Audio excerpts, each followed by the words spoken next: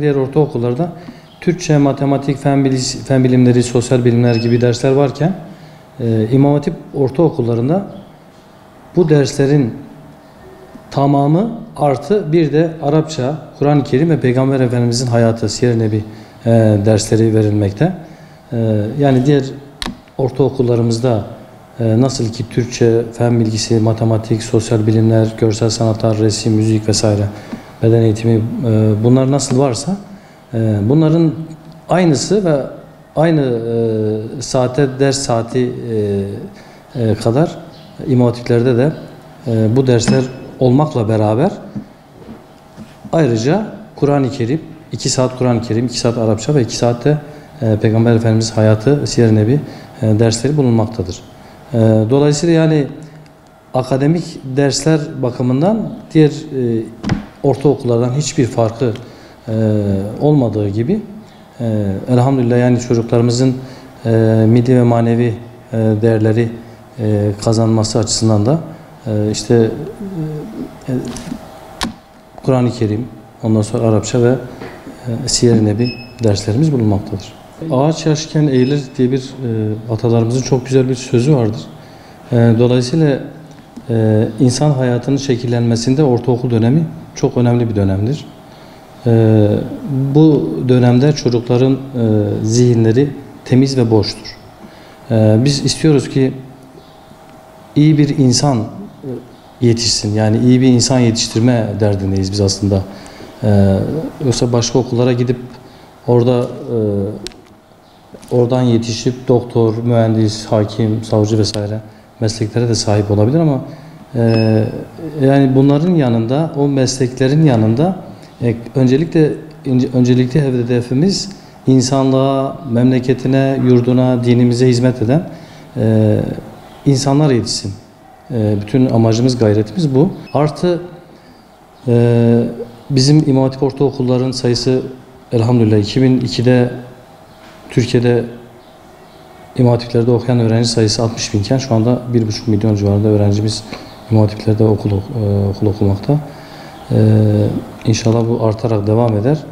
Tabii bunlar dediğim gibi okullarımızın fiziki yapıları hükümetimizin de Milli Eğitim Bakanlığımızın da çabaları, destekleriyle, katkılarıyla giderek güzelleşiyor. Derslik sayısı artıyor, öğretmen sayısı artıyor, kalite artıyor.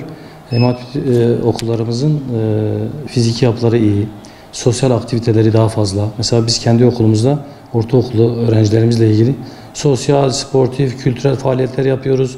Bu çocuklarımızı okula bağlıyor, motive ediyor. Gerçekten diğer okullarda belki eşine az rastlanır sayıda biz çok fazla sayıda eğitim öğretim yılı içerisinde bu tip faaliyetleri yapıyoruz. Yani çocuklar o yüzden okulu çok seviyorlar. Okula da böyle tabiri caizse koşarak gelmek istiyorlar. O yüzden yani İmam Hatip okullarını tercih etmelerinde bu da bir etken olabilir. Biz 2016 yılında İmam Hatip Lisesi olarak açıldık. Eğitim öğretime başladık. Daha sonra ortaokul sınıflarımızı dahil ettik. Açıldığı yıldan itibaren, açıldığı ilk yıl belki çok kişi tarafından bilinmiyordu ama her geçen gün öğrencilerimiz olsun, velilerimiz olsun okulumuzu tanıdıkça, gördükçe rağbet her geçen gün artarak devam ediyor. Bu tabii bizi sevindiriyor, mutlu ediyor. O anlamda da gerçekten mesela geçen hafta hafızlık sınav sonuçlarımızı açıkladık. Mayıs'ın 24'ünde yanlış hatırlamıyorsam bir sınav yaptık. 3 Haziran'da açıkladık. Yoğun bir katılım vardı, yoğun bir ilgi, rağbet vardı. 200'e yakın öğrenci okulumuza gelmek için başvurdu. Bunların sınavla 50'sini okulumuza kabul ettik. Onların inşallah önümüzdeki hafta kursları başlayacak. Temmuz ve Ağustos aylarında onları bir Temmuz ve Ağustos aylarında bir Kur'an-ı Kerim eğitimine tabi tutacağız. Daha sonra bir mülakattan geçireceğiz. Komisyon marifetiyle hafızlık yapacak olanlar hafızlık sınıfına, yapamayacak olanları da normal İmam Hatip Ortaokulu'na kayıtlarını yapacağız. O şekilde eğitim öğretim devam edecek. Rağbet her geçen gün daha da artıyor. Tabii İmam Hatip ortaokulların sayısının artması gerçekten ben çok önemsiyorum. Dedik ya, ağaç yaşken eğilir. Dolayısıyla erken yaşta çocuklarımızı bu okullara vermemiz önemlidir. İmam Hatip Ortaokulu'ndan çıktıktan sonra meslek seçimini yaparken başka liseleri de tercih edebilir. Yani Anadolu Lisesi, Meslek Lisesi vesaire. O temeli aldıktan sonra bir sıkıntı olmaz inşallah Allah'ın izniyle. O yüzden İmam Hatip Ortaokulların sayısının artmasını ben çok olumlu buluyorum. Hatta liselerin sayısı da tabii ihtiyaca göre artmasını da ben olumlu buluyorum, doğru buluyorum. Fakat tabii niceliğin yanında niteliğin de artması gerekir, kalitenin de artması gerekir. İşte bizim de bütün çabamız, gayretimiz niteliği artırmaktır, kaliteyi artırmaktır. İlkokuldan ortaokula geçerken, ortaokuldan liseye geçerken bir dönem katsayı problemi vardı. Velilerimiz haklı veya haksız olarak, haklı olarak belki bu okullara vermek istemiyorlardı çocuklarını. Çünkü onların bir gelecek beklentisi vardı belki. Bu da tabii katsayı engeliyle bu öğrencilerimiz karşılaştığı için veliler de haliyle biraz vermekte tereddüt ediyorlardı. Ama şu anda öyle bir problem yok çok şükür. Diğer liselerimizde, diğer ortaokullarımızda eşit şartlarda bu çocuklar yarışıyor. Ve belki oradan daha fazla, daha kaliteli eğitim verilen İmam Hatip ortaokullarımız ve liselerimiz var.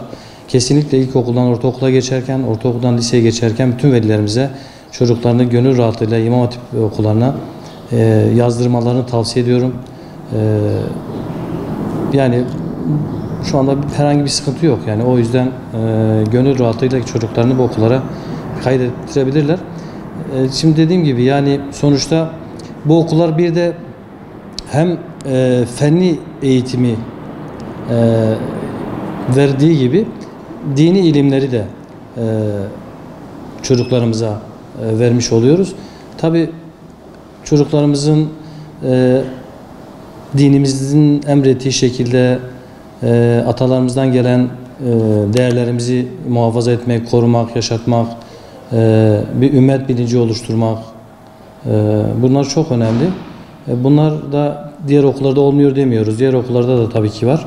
Ama bizim İmam Hatiplerde bu daha yoğun bir şekilde verildiği için şiddetle ben velilerimizin çocuklarını gönül rahatlığıyla bu okullara vermelerini tavsiye ederim. Dediğim gibi hem fenli eğitim veriliyor hem dini eğitimler veriliyor.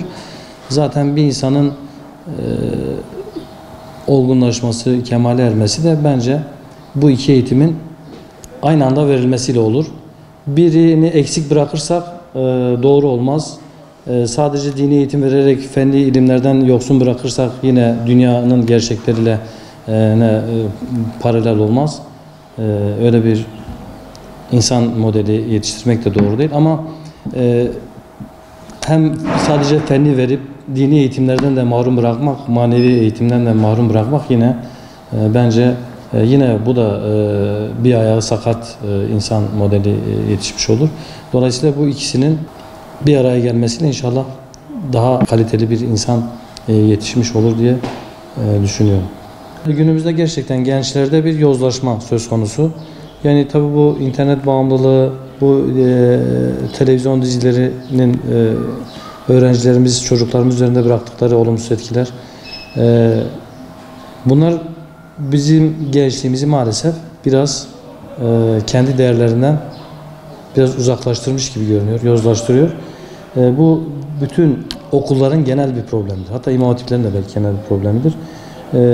Bu hayatı dizilerden, internetten öğrenen bir gençlik şu anda söz konusu. Ama bu gençlerimizin işte bu manevi çöküntüden kurtarmak, buradan çekip kurtarmak İmam Hatiplerle, İmam Hatip ortaokullarının sayısıyla, İmam Hatip liselerinin sayısının artmasıyla mümkün olacağını düşünüyorum. O anlamda İmam Hatipler gerçekten bence çok önemli eğitim kurumlarımızdır.